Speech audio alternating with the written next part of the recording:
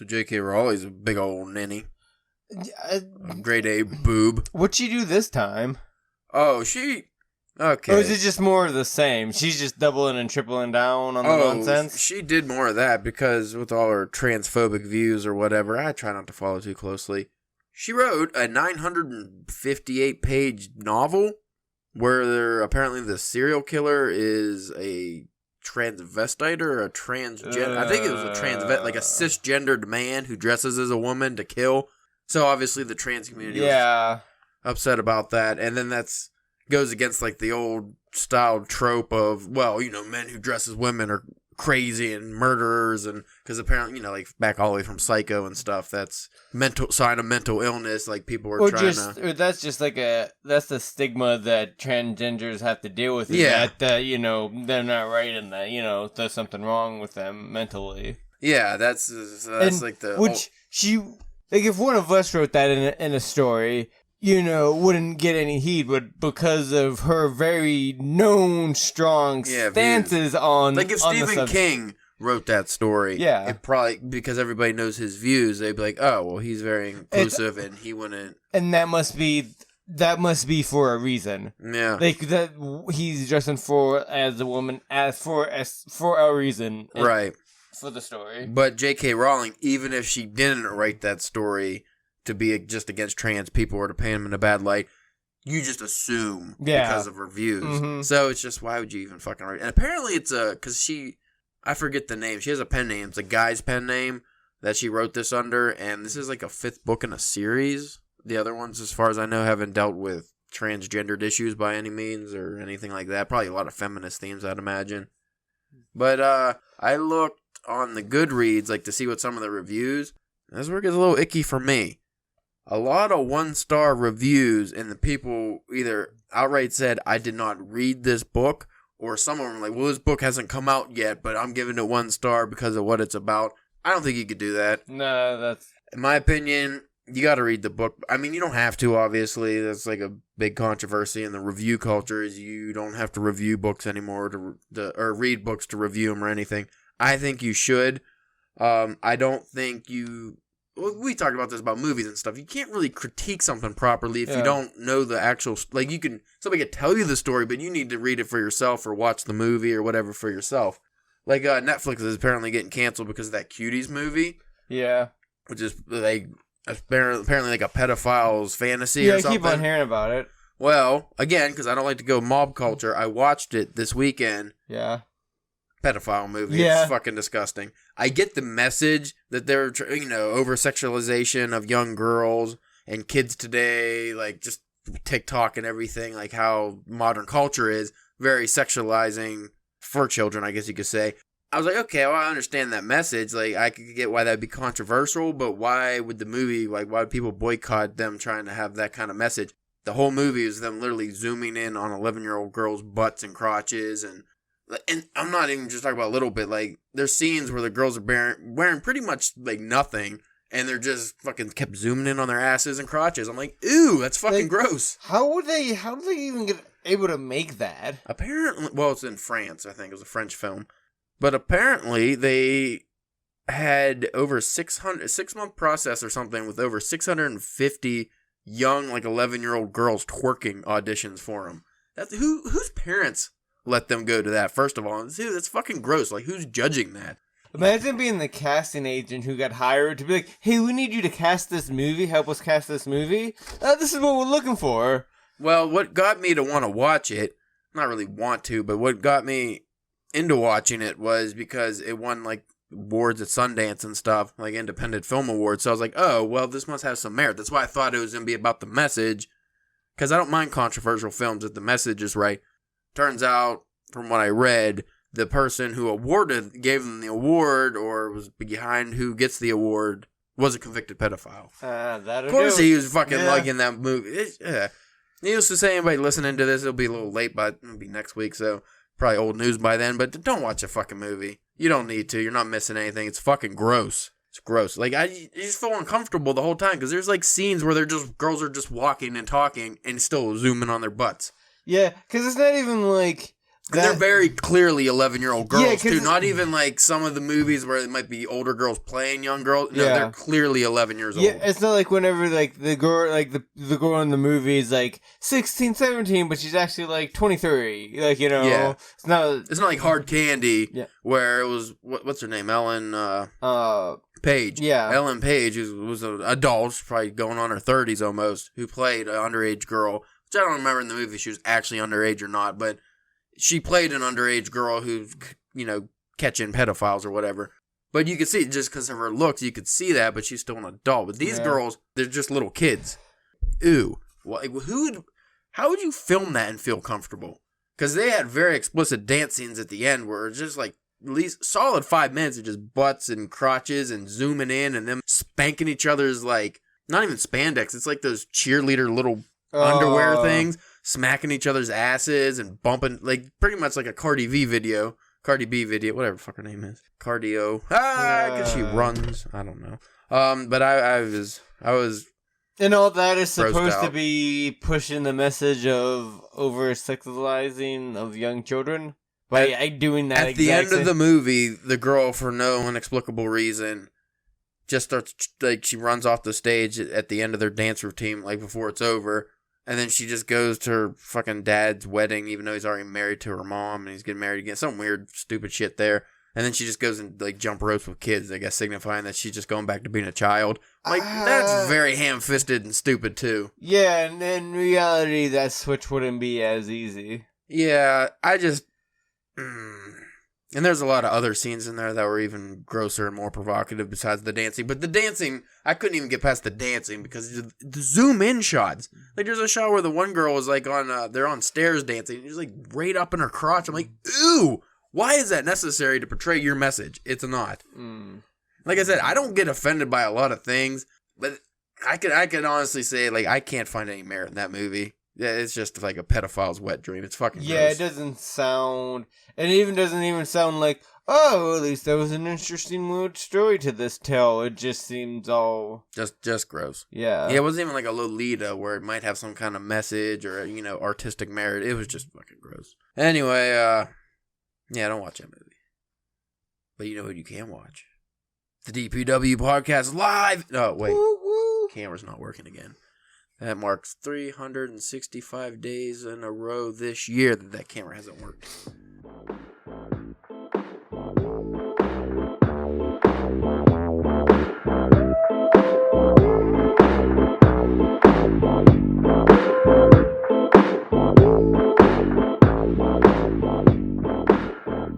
Welcome, listeners. You are on the Drunken Pen Writing Experience. Today we have a great show for you, don't we, Spencer? Yeah, that we do, sir, that we do. For those of you not initiated, I am your host, Caleb James. And as always, Spencer, what's your name today? I don't know. You need a name, sir. I do. What kind of man can live in this world without a name? The man with no name? Are you Clint Eastwood? Unfortunately, no. Well, he has a name, so he can't be Clint Eastwood.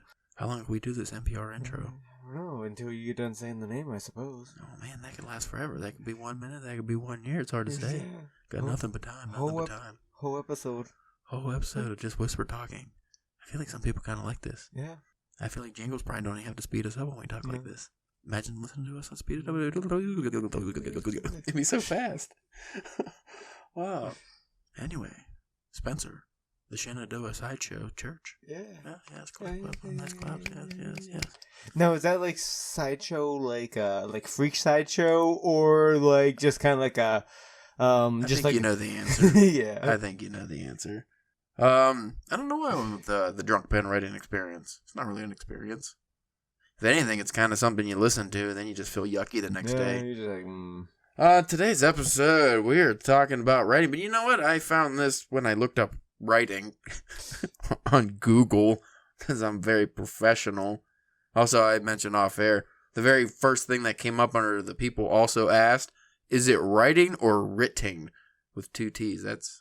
Who's looking that up? Actually, I should... What was the answer? Writing is the right word. Writting is the misspelling of writing. Really? Yeah, huh? No way. Shit. What did people do before Google? Not no shit. Fucking read Melville, I guess. I'm sure he would tell you the difference.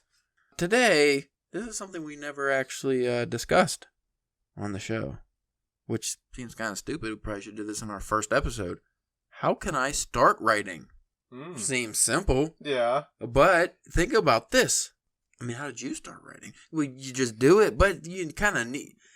It's like most things in life. If you just try to, I'm just going to start doing it, you're going to be all aimless and wandering into the darkness, and then you're probably going to get buggered by some weirdo with fucking scraggly beard, and then you're not going to want to do it anymore. So if you want to start writing, well, you need ideas. How do you get ideas? Write about your surroundings. Do you ever write about your surroundings? I feel like you incorporate some kind of Pennsylvania themes here. Pennsylvania themes, work environments, of either myself or like people that I know that I could like ask questions about. Does that have anything to do with the murder stories you're always writing? I mean, I can neither confirm nor deny those for legal reasons. I mean, a lot of times when I am writing a story set in a city, I find that my mind does drift towards Pittsburgh.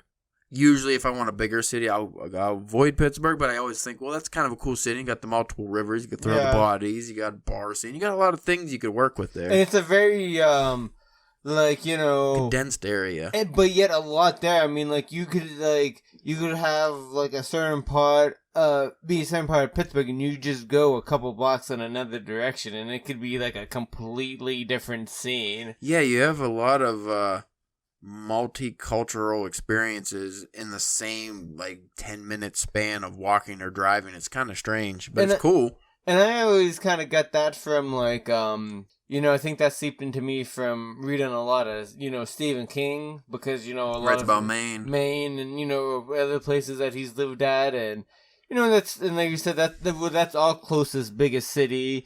And if we ever really needed to, like, say if we were doing like an actual novel and it took place there, it would be easy to go and easy to promote too, and to go and research. What I mean? You can't, like, if you want to write a story in New York, and you gotta fucking either Google map everything or do a whole bunch of crazy research, or you could just take a weekend and drive like 30 miles. I had to do that when I wrote that one story set in Tokyo. I was like, that would have been it's tough.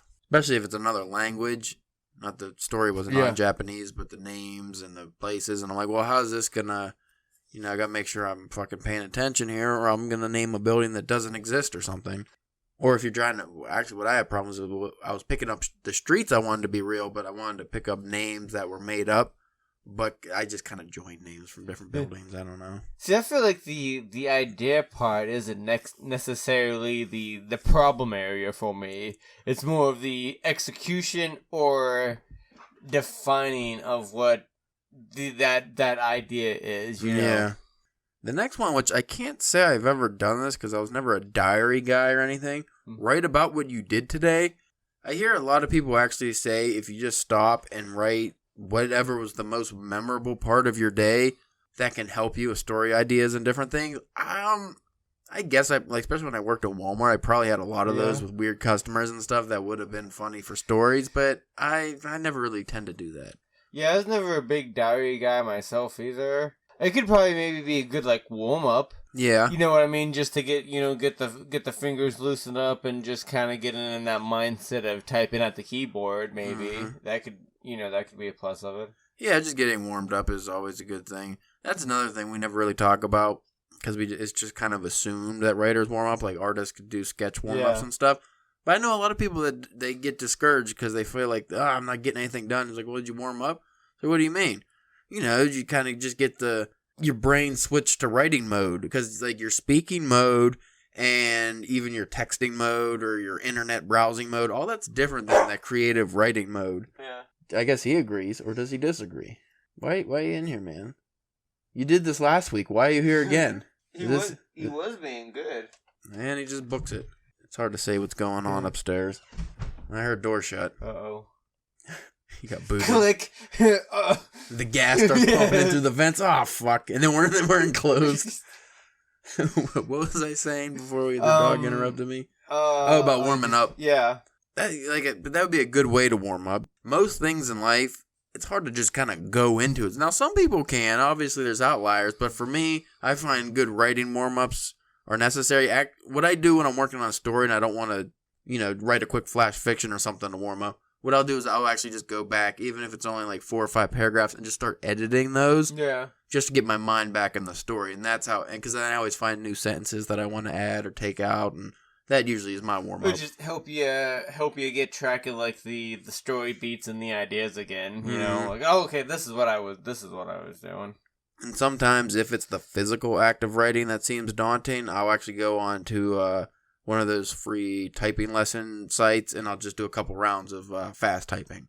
And, you know, it's usually like a Dickens or fucking Hemingway, whatever story. They always have some kind of prompts. And just even reading those while typing it out just kind of gets my brain to click. But yeah, as far as writing what you did today, I never did it, but I could see how that would be helpful. And again, that probably depends on the person's lifestyle and what if you're doing a whole bunch of cool shit and having adventures and stuff, I could see how that could maybe help. Another thing you can do, write a section of a chapter to that book you've been working on.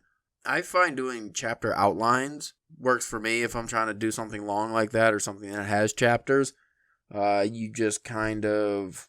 You're not descriptive, really, unless you have which I actually find when I do those, like, say, chapter 1, I'm introducing the character and the setting. Sometimes I'm like, ooh, you know, it'd be a cool sentence I want to throw in this first chapter, or would be a cool idea, and I'll throw those down, but I don't elaborate on things, just the basic, you know, guy gets shot, guy fucking gets in the car, steals it, like, just stuff like that. Write a letter to your kids or one to yourself. I don't think I'm going to do that one. No. You could write a letter to Nitro. Could write a letter to Nitro. I think he'd eat it. Yeah, I was going to say he'd probably definitely eat it. Well, you know what? Writing letters by hand specifically can be a good way to, like, say you have a friend, a pen pal, whatever it is. It could be a good way to not just express your ideas, but to get your mind thinking in a different mode, because you're not necessarily, unless you're like writing pieces of fiction to say, if you're just writing like, you know, how are you doing? And then share some thoughts that you were thinking about that day. That's different than creative writing, and it's kind of weird how you'll find yourself, like how you express your ideas when it's not in fiction form. At least for me, I find it's different. So even in fiction, don't you enjoy some hand, like writing by hand? Yeah, I've been doing that, and it's a different experience. It's harder, but I find the only thing that sucks is the edit, because I write with pen. The editing, not editing the page as in like going back, but as I'm writing, a lot of times, you know, the boy ran down the street, and I'm like, the boy galloped down the street, whatever. Like, I would have to line out the whole sentence or something, or use whiteout or whatever. That could be a little daunting, but it makes you slow down and think out your sentences more so you don't fuck up like that. I think that's a fun way to go about it too. Especially if you're struggling, is just try writing a story by hand. Though my hand gets crampy. Yeah. And that kind of sucks, because I could really knock out if I was determined, I could knock out a 10,000 word story in a day via computer, like on the laptop, but I don't think it would just be as detailed or good as the handwritten story. Number 5, write anything. Well, I mean, when in doubt, just fucking like jazz music, just free flow. Well, I mean, take us for example, like whenever we first started doing all this, how long did it take for us to really start doing any kind of stories? Or, you know, anything past flash fiction? It was always articles. Yeah, we started small. Articles, reviews, like we said, flash fiction, just things like that, you know what I mean? And now, after doing it for a little bit, we're finally trying to start out, branch out and, you know, do bigger, different kind of things now. More elaborate. Yeah. A lot of people disagree with me and even besmirched my character or mental capacity when I mentioned on Twitter some time ago that very thing you said, where I recommended starting small with flash fiction, then short stories, novels, but then you just go into novels and blah, blah. All right. Well, I mean, maybe for you, we're all different, but... Maybe you got the mental capacity for that, but I wouldn't have. Like, whenever we first started the website and stuff, if I tried to write, like, a couple 100-page, or just 100-page story, like, you know what I mean? Like, that's... Well, let me put it this way. How many 15-year-olds you know who are getting into creative writing for the first time immediately go into writing a novel? Every person on that fucking Twitter thread, I would say 99.9% of them were lying or, at the best, weren't being honest with themselves, because who the fuck starts with writing a novel? Maybe when you first got serious, you jumped into novel writing, but there's no way when you were a kid or a teenager, even in your early 20s, that you immediately started writing novels. If you did, they're probably shitty. Because you have to learn how to write. Yeah. I don't care who you are. Unless you wrote 10 novels, and those 10 were unpublished garbage, and that's how you learn how to write. But I think most people learn by writing short stories, obviously. Even when you're a kid in school and they give you some kind of prompt. I mean, and even like that's how like a lot of famous authors would submit stories to magazines, and then that might get them an editor or an agent might notice that and then talk to them, and then after writing a couple short stories for these magazines, then they might get an advance for their novel, for their first novel or whatever. You know what I mean? So yeah, it's kind of It's that we always use the analogy of like sports and other things. It's not very rarely are you able to just walk in and open up the laptop at like you said, age 15 and just like crank out a novel and it'd be award winning. Well, also, and we've said this many times, look at the one hit wonders or first time novelists who hit it big with their first novel. Even like a E.L. James with the 50 Shades of Grey, she was writing fan fiction before that. Who knows how many short stories she wrote? Who knows like how many novel-length works she wrote that weren't 50 Shades? Probably not a lot. Well, you never know. But she didn't get famous just right off of 50. Like, she got famous off of 50 Shades, but that's not the only thing she did. That's just the thing that got her famous. Yeah. Like, Stephen King with the nail on the wall with all the fucking rejected manuscripts, real short story manuscripts and stuff that he submitted and kept getting, rejected. Everyone fucking starts off small. I don't care who you are. It's very rare that somebody will come along and just get a big book deal. I mean, now it's more rare if you have the right image, but I mean, it's less rare now if you have the right image, but it's fucking also more shitty, like the work. Just because we do everything out of fucking order here. Going back to how do I get started writing, though? Obviously, get whatever supplies you want or just do a little research on, say you have a laptop or something, like what writing, like Word, or I recommend Google Docs is the easy one because it's free. And it works with, if you got other Google things, it's easy to, Even if you just want to go and slap out a fucking, slap a story on one of those note things that are on every phone and laptop, like just a note feature that's free.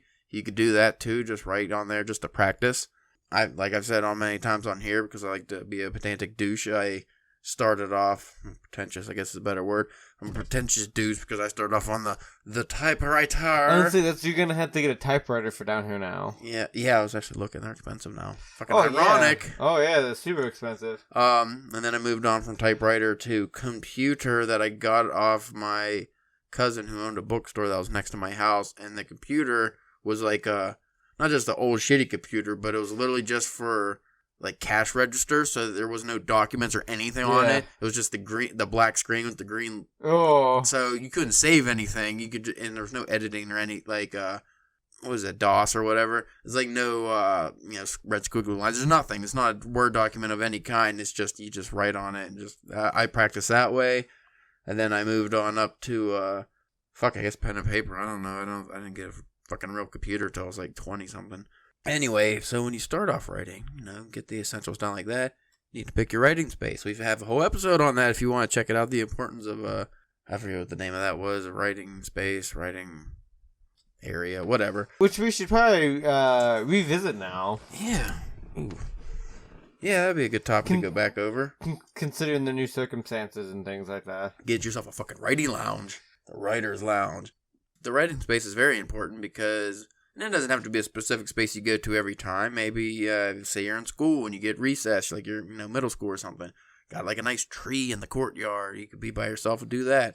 Go to the park, picnic table. You fucking kids don't go to malls anymore. If you went to the mall, I'm sure there's there. Like there's always an area. You just get some established areas where it's quiet or noisy if you prefer. Maybe a cafe, whatever it is. You just get that nice place where you're comfortable and you can be creative.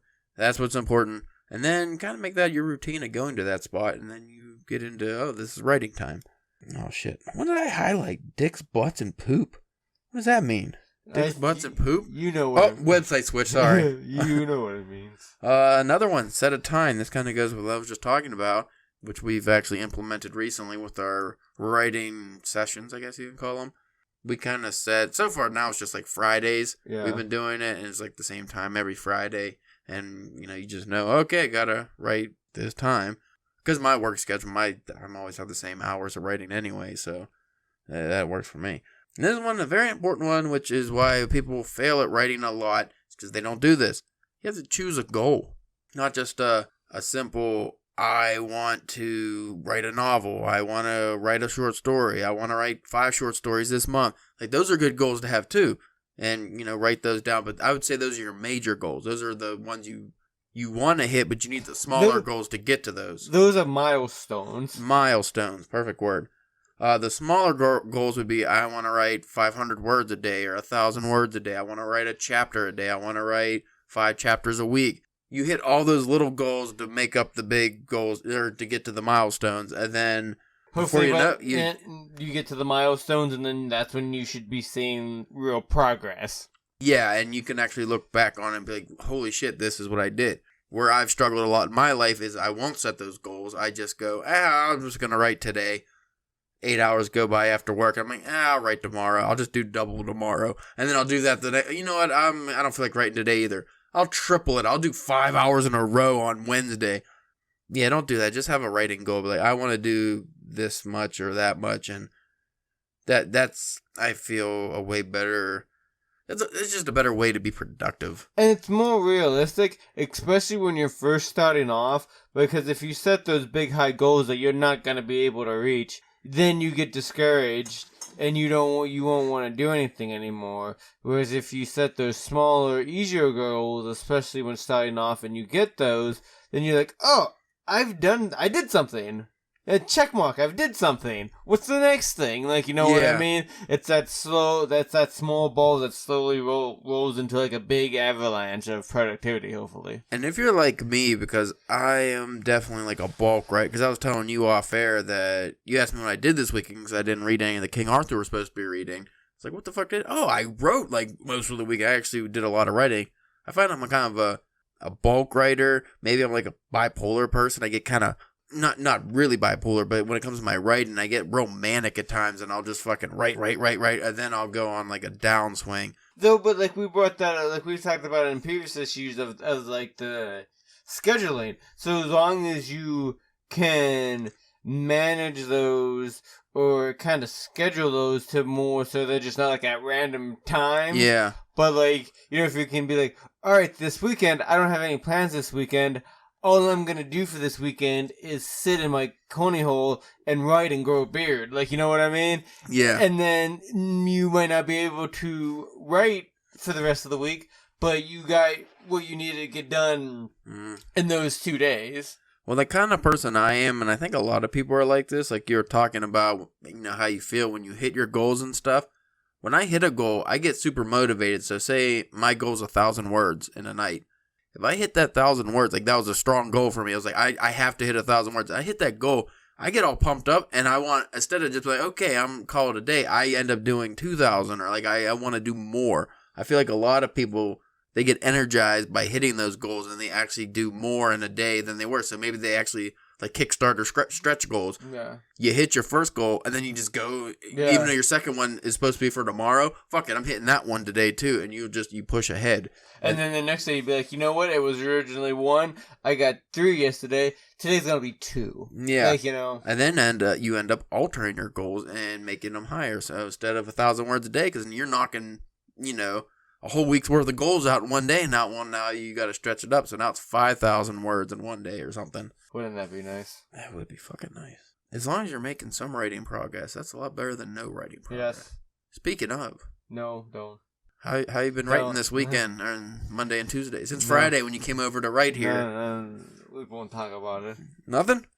Nothing good? No. This has been a hectic week, and like today, the job that I normally help my boss do, I had to do by myself all day today. Lovely. Yeah, so, and then just, then with other things going on later in the week and stuff, I know that I try not to use that excuse, but it kind of just gets you out of the mind frame and stuff that you need to be in to, to get good work done. Well, if it makes you feel better, I brought in Neil Gaiman to shame you. Yeah. Curtain rolls back. You know what? I would actually. That would be awesome. That would be. I was gonna say Radiohead, just because the Scott Tenorman episode of South Park where he gets the Radiohead to shame for Scott Tenorman for being a little pussy after he ate his parents. But I found out Radiohead's not really relevant now. I don't know. Do you think like Neil Gaiman would be able to even shame anybody? I don't think he could. Like he seems like too nice. Yeah, he seems like such a good, nice guy. Like I feel like he would shame you in a positive way. Yeah. Like, I didn't hit your goals today, mate. That's Australian. Yeah. Chap. But you know what? I'm sure he had a very good reason. Yeah. And I'm sure you hit him again next week. Probably when you're a little less busy, you'll be able to sit down and get some writing done. And then you're thinking in your head, I wasn't fucking busy, I'm just lazy. And then it makes you shame yourself. Yeah.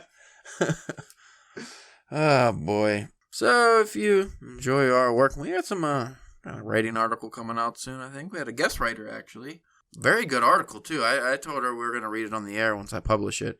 That's what I was saying. Oh, should we tease what it's about, or? It's about traditional publishing in 2020, especially with the pandemic going on and stuff. I forget the title of it off the top of my head, but something along the lines, is that still a viable option, or should you pursue that? Something along those lines. She did a really good job on that. So by the time this probably comes out, it'll probably be out there, right? I'm assuming, yeah. It'll be on a Monday whenever it comes out. Trying to get that kind of stuff and non-Halloween stuff out before October. But you can check out that kind of stuff on our website, the www.drunkenpenwriting.com. I wanted to say Drunken Pen Writing Experience again. Oh, that's on my mind. You can check us out on Twitter. Yeah, we still got that. Twitter at Drunk Pen Writing, Instagram and Facebook, Drunken Pen Writing. Now, Spencer, I have a very important question for you before we leave. Okay. And I think you know the answer to this one, right? Yeah. Because you are a smart man. Do you want to fistfight Great Kinnear beneath a filthy overpass? Surge! Lick the tit. That's it, just lick the tit. I couldn't think. I forgot to write down the, I had to come up with the, the slogan right there. That's just the warm-up one. It's going to get better.